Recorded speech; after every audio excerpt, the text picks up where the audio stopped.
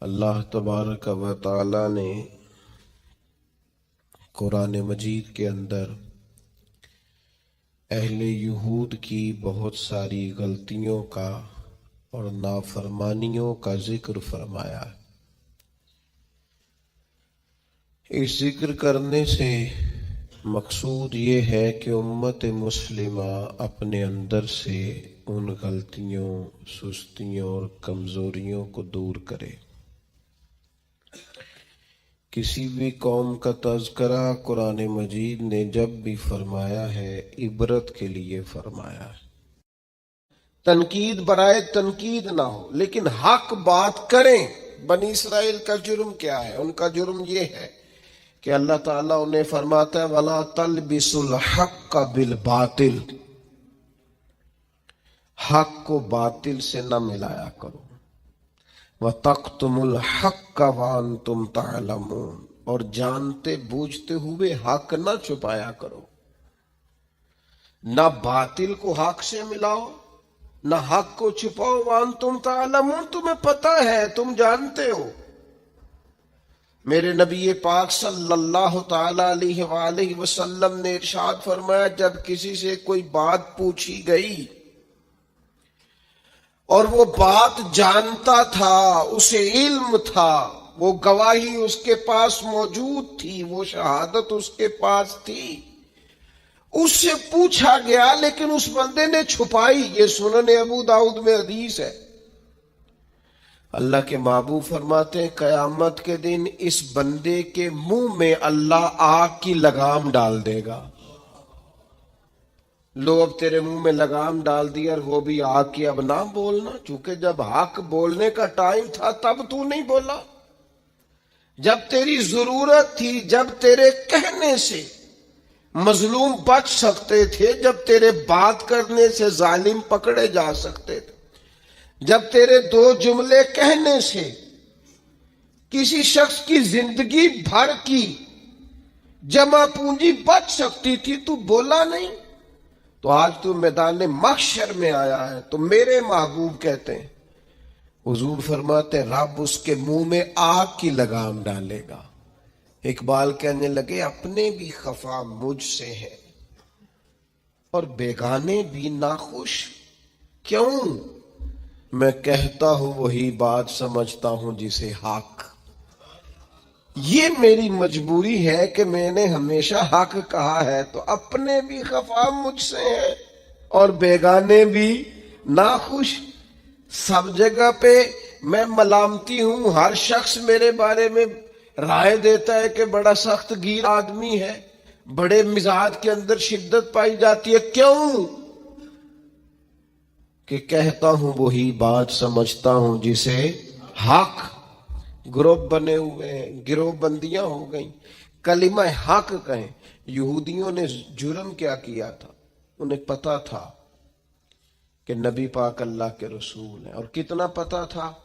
اللہ قرآن مجید میں ارشاد فرماتے ہیں یعرفونہ کما یعرفون ابناءہم، محبوب یہ آپ کو اس طرح جانتے ہیں جس طرح بندہ اپنے بیٹے کو پہچانتا ہے۔ یہ جو اہل کتاب ہے نا، یعرفونہ کما یعرفون ابناءہم، آپ کو اس طرح پہچانتے ہیں جس طرح بیٹوں کو پہچانتے ہیں۔ تو رات کے اندر انہوں نے آپ کی ساری خبریں پڑھ لی ہیں، ایک ایک نشانی جانتے ہیں۔ حضرت عبداللہ ابن سلام فرماتے ہیں اللہ کا قرآن اتنا سچا ہے، میں نے تورات پڑھی ہوئی ہے، میں مسلمان ہوا ہوں، میں تمہیں قسم اٹھا کے کہتا ہوں کہ جس طرح میں اپنے بیٹے کو پہچانتا ہوں نا، اس سے بڑھ کر مجھے تورات نے بتایا ہے کہ رسول رحمت اللہ کے سچے رسول ہیں۔ لیکن نہیں ماننا تو نہیں ماننا، اڑ جانا ہے تو اڑ جانا ہے۔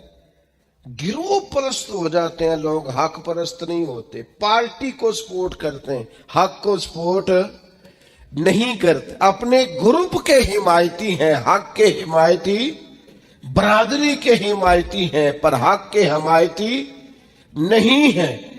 اپنی تنظیم کے، جماعت کے، اپنے آپ کے حمایتی ہیں، حق کے حمایتی۔ بندہ مومن گروہ پرست نہیں ہوتا، बंदा मोमिन हक परस्त होता है, वो देखता है हक किधर है, वो हक परस्त।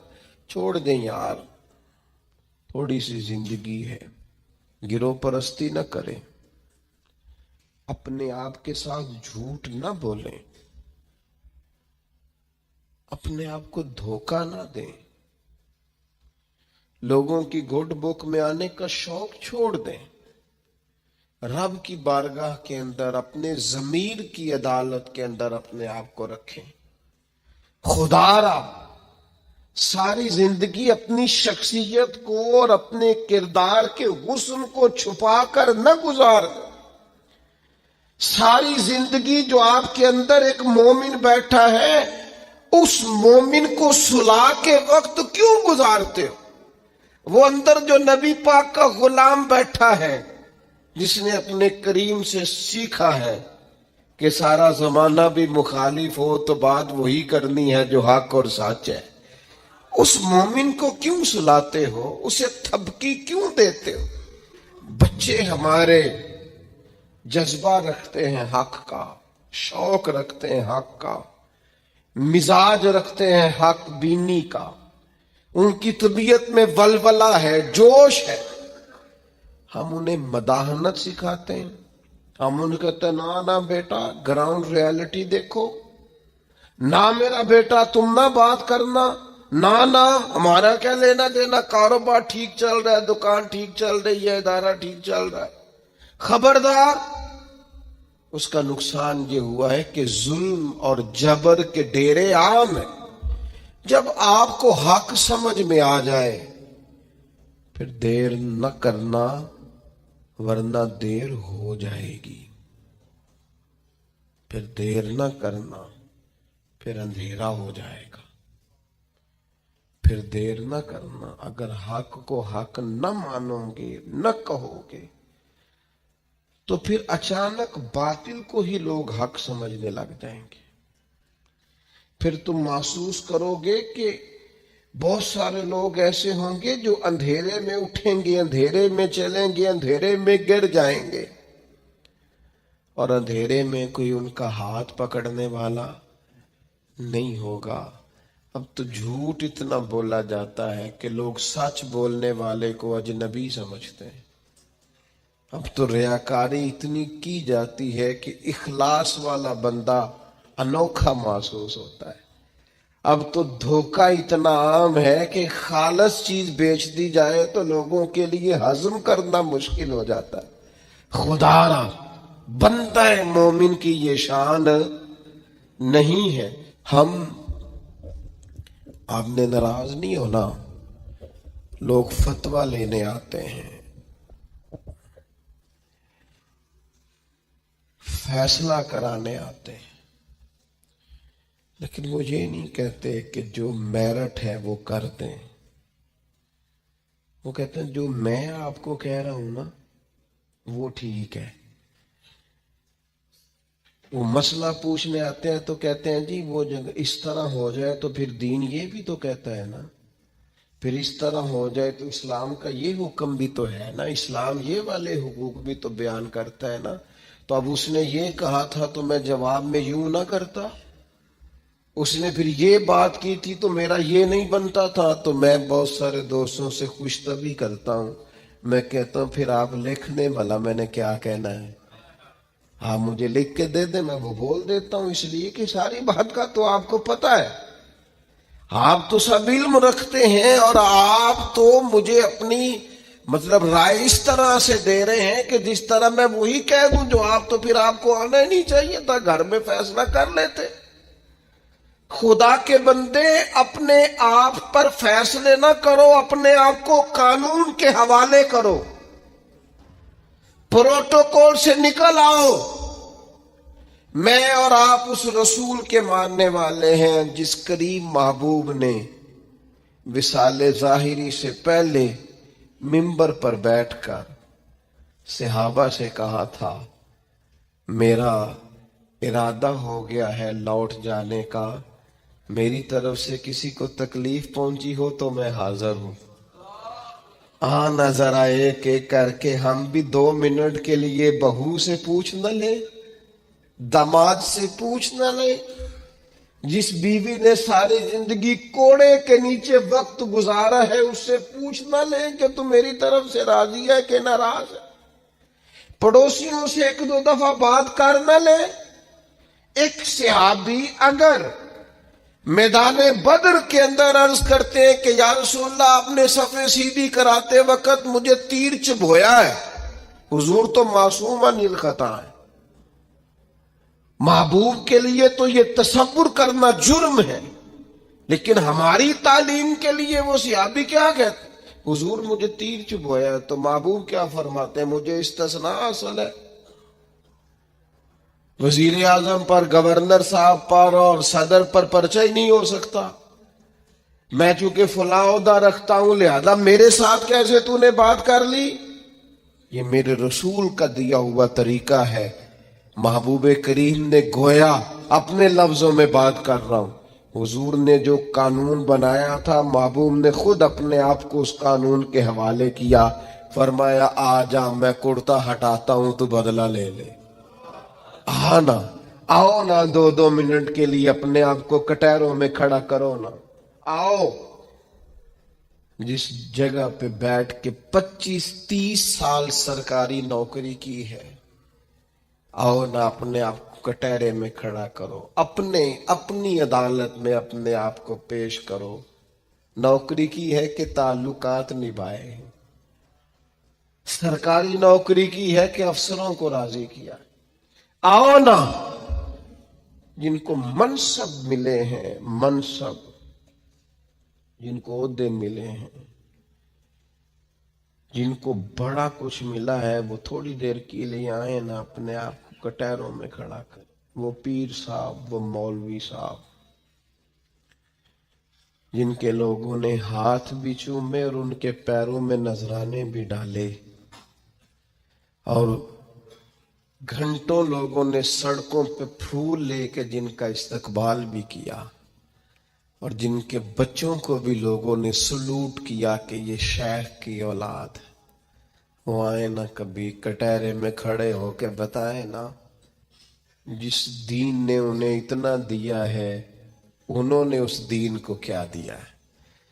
वो अपनी अदालत में खुद पेश हों, वो बताएं कि तुम बताओ ना, तुम्हारे इर्द गिर्द वाले बहुत सारे लोग वो भी हैं जो छाबड़ी लेके सौदा बेचने जाते हैं, तुम्हारे साथ उठने बैठने वाले वो भी हैं जो 30-40 हजार की नौकरी करते हैं। खस खस जिन्ना कदर दा मेरा ते साहेब नू वडियाइयां, मैं ते गलियां दा रूड़ा कूड़ा ते महल चढ़ाया साइयां।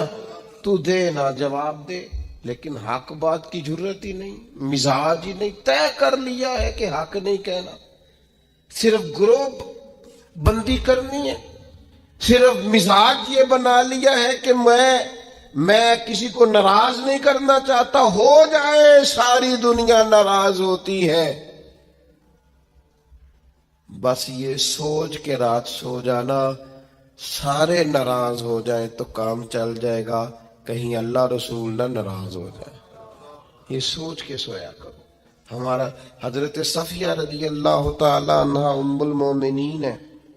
आपका चूंकि एक यहूदियों की फैमिली से ताल्लुक था, फरमाते मेरे वालिद और मेरे चचा मुझसे बड़ा प्यार करते थे, मेरी तरफ बड़ी तवज्जो रखते थे। तो मैं जिस दिन हुजूर मस्जिद कुबा के करीब तशरीफ लाए तो मेरे चचा और वालिद हुजूर से मिल के आए, तो उनकी कैफियत इतनी बदली हुई थी, अंदाज इतना बदला हुआ था कि मैं उनसे मिलने गई तो उन्होंने तवज्जो ही नहीं की। मैं दरवाजे तक उनके इस्तकबाल को गई, उन्होंने तवज्जो कोई नहीं की, बड़े अजीब से परेशान थे। पानी पूछा तो उन्होंने उस पर भी कोई बात ना की। एक दूसरे से वो कलाम करने लगे वालिद और चचा। तो मेरे चचा वालिद से पूछते हैं कि वो जो तौरात में हमने निशानियां पढ़ी थी ये वही नबी हैं? तो मेरे वालिद कहने लगे हरफ हरफ सच्चा है, ये वही पैगंबर है। बड़ी डिबेट होती है, बड़े लोग बैठते हैं और बड़ी जनाब गहरी बातें होती हैं और बड़ा फलसफा बयान किया जाता है, اور کہتے ہیں ہم ذرا غور کریں، مل کے بیٹھیں اور دیکھیں کہ اس ملک کے بگڑنے کا سبب کیا ہے۔ کیا قانون کی پابندی نہیں ہو رہی؟ کیا معیشت اور معاشرت کا مسئلہ ہے؟ کیا ہر ادارہ اپنے دائرہ کار میں نہیں رہ رہا؟ کیا قانون کی بالادستی نہیں ہے؟ لوگ مختلف قسم کے ہیلے بہانے ڈھونڈتے ہیں کہ یہ وجہ ہے۔ قرآن مجید کی ان آیات اور احادیث کو سامنے رکھ کے میں کہتا ہوں میرے ملک کا سب سے بڑا مسئلہ بددیانتی۔ یہاں سے خیانت ختم کر دی جائے، بددیانتی چھوڑ دی جائے، سارے مسئلے ٹھیک ہو جائیں۔ خیانت نہ کی جائے، کوئی نہ خیانت کرے، نہ رب سے کرے، نہ رسول سے کرے، نہ دین سے کرے، نہ اپنے منصب سے کرے، نہ اپنی سیٹ سے کرے، نہ اپنے عہدے سے کرے، نہ اپنے لوگوں سے کرے، نہ اپنے کارکنان سے کرے، نہ اپنے ووٹر سے کرے، نہ اپنے سپورٹر سے کرے، نہ کرے بددیانتی۔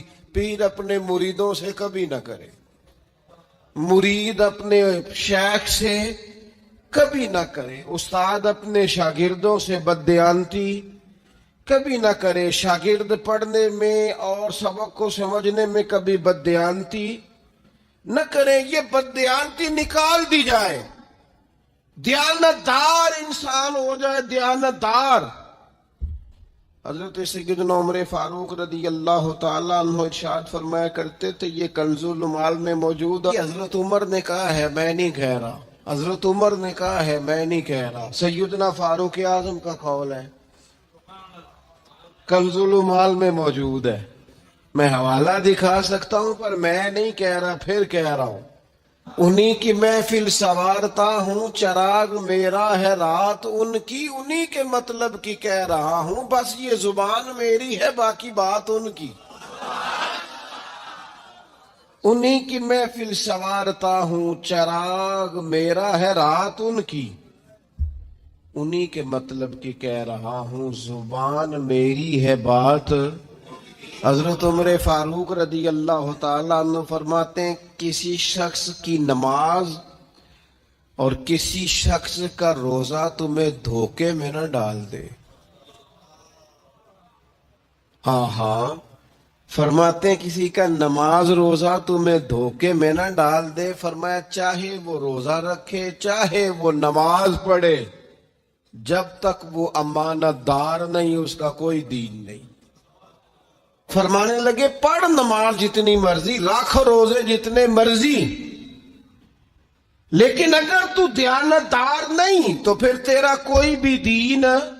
کیا معنی سمجھ لیا لوگوں نے کہ بعض رسومات میں بعض چیزوں کو قید کر لیا تو دیندار ہو گئے؟ تو امانت دار کتنا ہے، تیرے اندر دیانت کتنی ہے، تو اپنے منصب کے ساتھ کس قدر زیادہ دیانتداری کا مظاہرہ کرتا ہے۔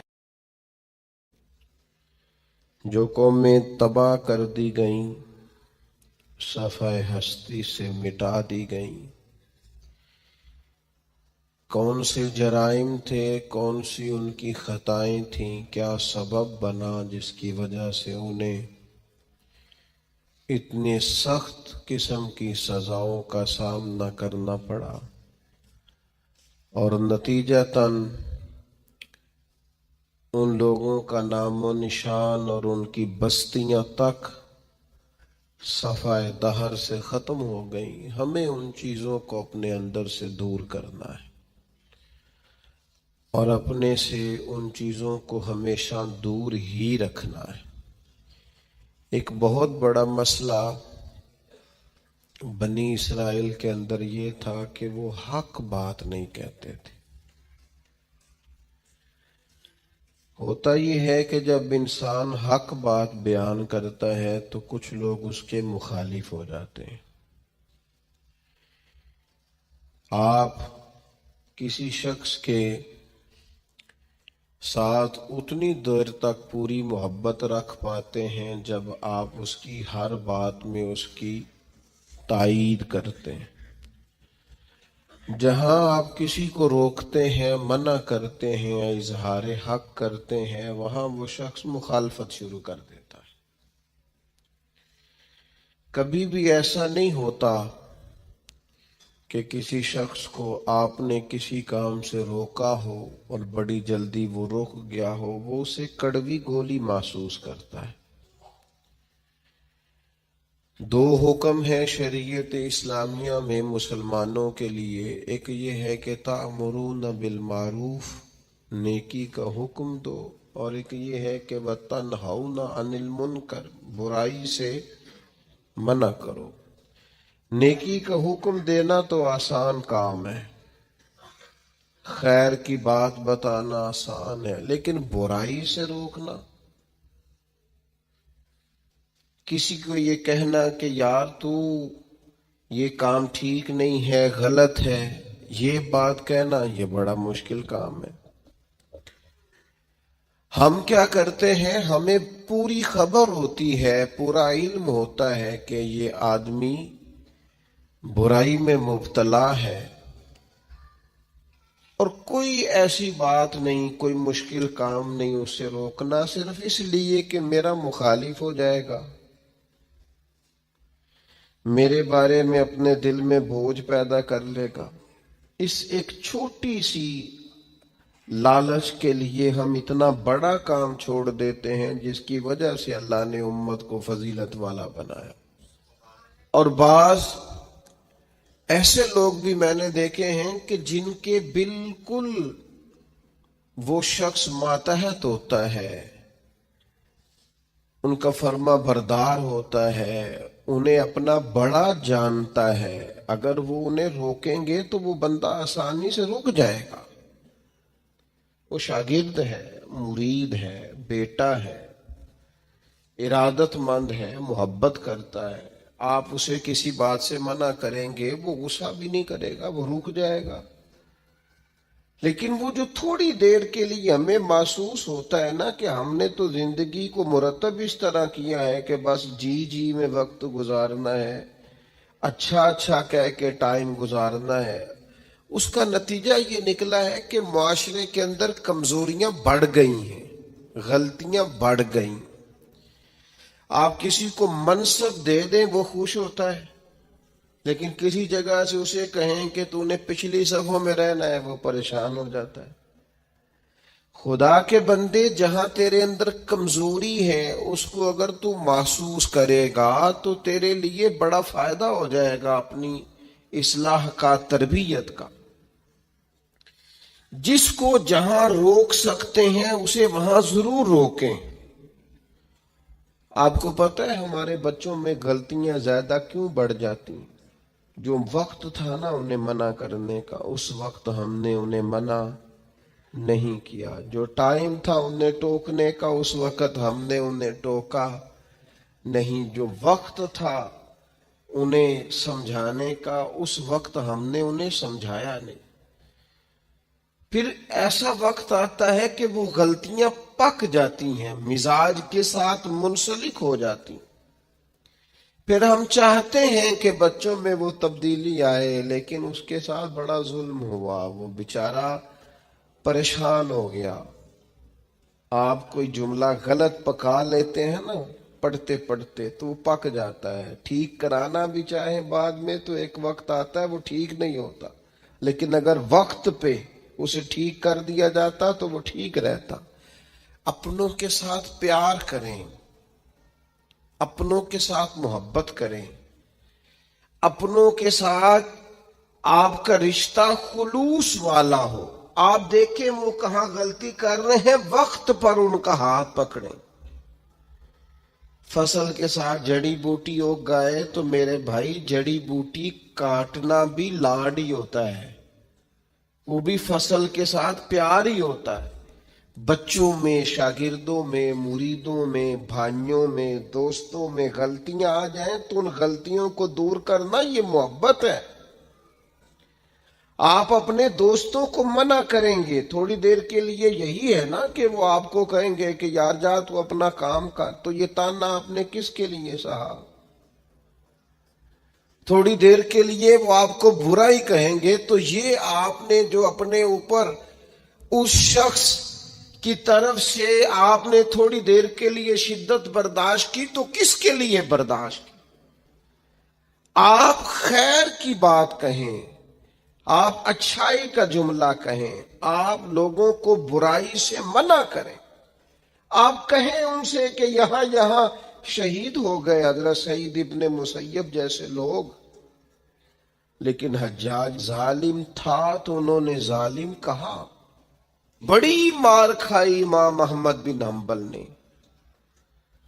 ان کا پورا کرتا اور ان کا پورا لباس اور تہمد خون سے سارا بھر گیا، لیکن انہوں نے بادشاہ وقت کو کہا جو تو کہہ رہا ہے وہ ٹھیک نہیں ہے، تو غلط کہہ رہا ہے۔ جنازے نکلے علماء اور محدثین کے جیلوں سے، لیکن انہوں نے کہا حق حق ہی ہوتا ہے، خیر خیر ہی ہوتی ہے۔ ہم بات ہی نہیں کرتے، ہم اپنوں کو منع ہی نہیں کرتے، ہم لاڈ میں پیار میں محبت میں تباہی کرتے جاتے ہیں اپنوں کی۔ جہاں کسی میں کمزوری دیکھیں ہاں سمجھائیں پیار کے ساتھ، قائل محبت کے ساتھ کریں، لہجہ مصلحانہ ہو۔ یہ کیوں ہوتا ہے؟ کیا چیز وجہ بنتی ہے کہ جب انسان اس طرح کا رویہ اختیار کرتا ہے؟ تو قرآن مجید نے اسے بھی بیان کیا، فرمایا اَرَأَيْتَ مَنِ اتَّخَذَ إِلَٰهَهُ هَوَاهُ، کیا آپ نے اس شخص کو دیکھا ہے جس نے اپنے نفس کی خواہش کو ہی اپنا خدا بنا لیا؟ اَرَأَيْتَ، کیا آپ نے دیکھا ہے مَنِ اتَّخَذَ إِلَٰهَهُ هَوَاهُ، اس شخص کو دیکھا ہے جس نے خواہش نفس کو ہی خدا مان لیا؟ نبی پاک صلی اللہ تعالی علیہ وسلم نے ارشاد فرمایا آسمان کے سائے کے نیچے اللہ کے سوا پوجے جانے والے معبودوں میں سے سب سے سنگین اللہ کے نزدیک وہ معبود ہے جو لوگ اپنے نفس کی خواہش کو معبود بنا کے پوجتے ہیں۔ رب کہتا ہے انہوں نے اللہ کے مقابلے میں معبود بنا لیا۔ کس کو؟ نفس کی خواہش کو۔ ایک طرف اللہ کا حکم ہے، ایک طرف نفس کی خواہش ہے، چلتے کس طرف ہیں؟ رب کہتا ہے انہوں نے نفس کی خواہش کو اپنا معبود بنا لیا، اللہ کا حکم نہیں مانتے۔ میں آپ سے ایک بات پوچھتا ہوں، جنازے کو بھی نماز ہی کہتے ہو نا؟ اس کا پورا نام کیا ہے؟ وہ بھی نماز ہے، اور فجر والی بھی نماز ہے۔ کتنا دوڑ رہا ہے بندہ، محلے کا ایک علاقے کا ایک بااثر آدمی انتقال کر گیا، دوڑ رہا ہے، چھٹی لی ہے، بھاگا آیا ہے، جلدی سے وضو کیا، جنازہ پڑھنا ہے، لمبا چوڑا رش ہو گیا، صفیں گنی نہیں جا رہی، سر گنے نہیں جا رہے۔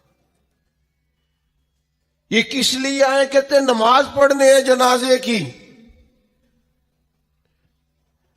اگر تو آئے ہو نماز پڑھنے تو فجر بھی نماز ہی ہے، ظہر بھی نماز ہے، عصر بھی نماز ہے، مغرب عشاء بھی۔ اگر تو نماز پڑھنے آئے ہو تو بتاؤ یہ والی چھٹی تم نے 5 نمازوں میں کیوں نہیں لی؟ اگر تو آئے ہو نماز پڑھنے تو پھر بتلاؤ یہ والا اہتمام فجر میں کیوں نہیں ہوا؟ یہ تم نماز پڑھنے نہیں آئے، یہ ہم اللہ کے حضور حاضری دینے نہیں آئے۔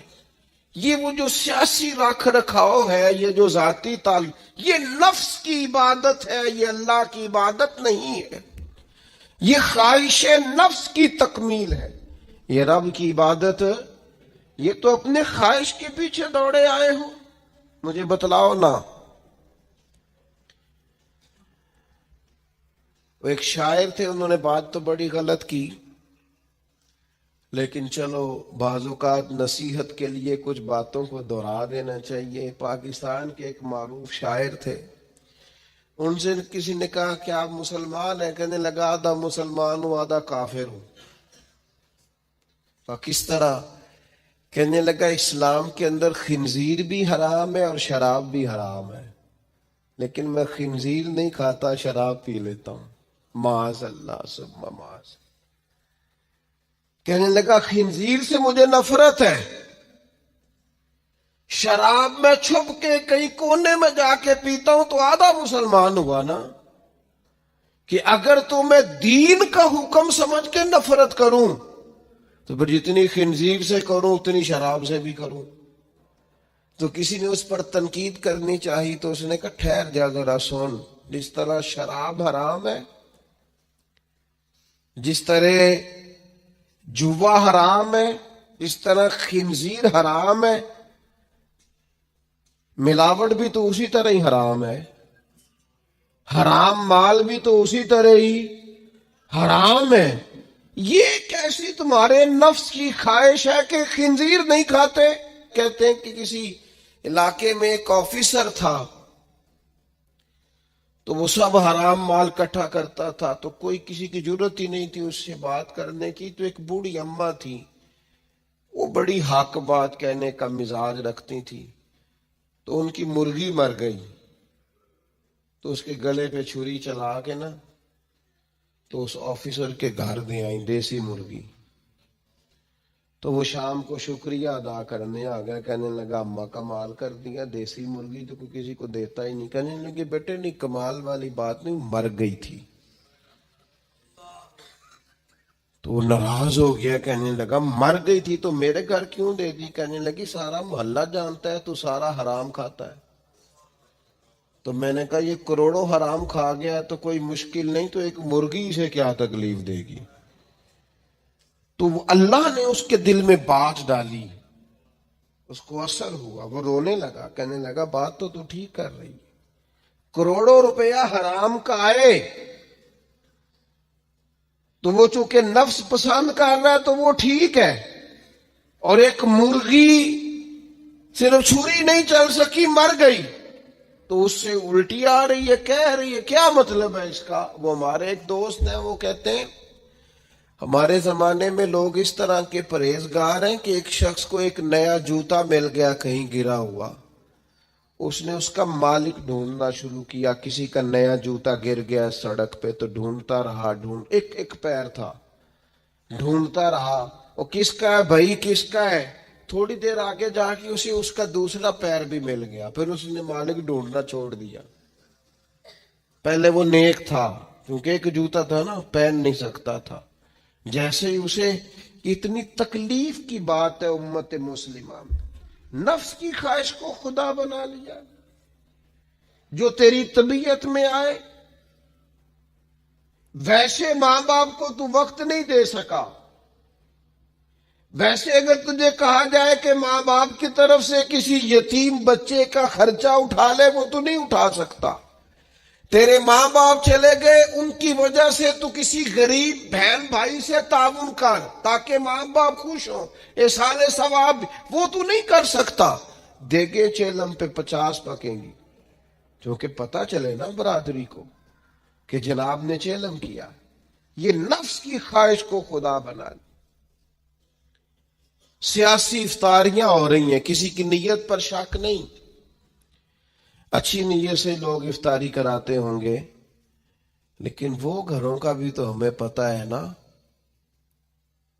کہ جہاں لوگ آٹا بھی اس لیے تھوڑا پکاتے ہیں کہ کل بھی اس کی ضرورت ہے۔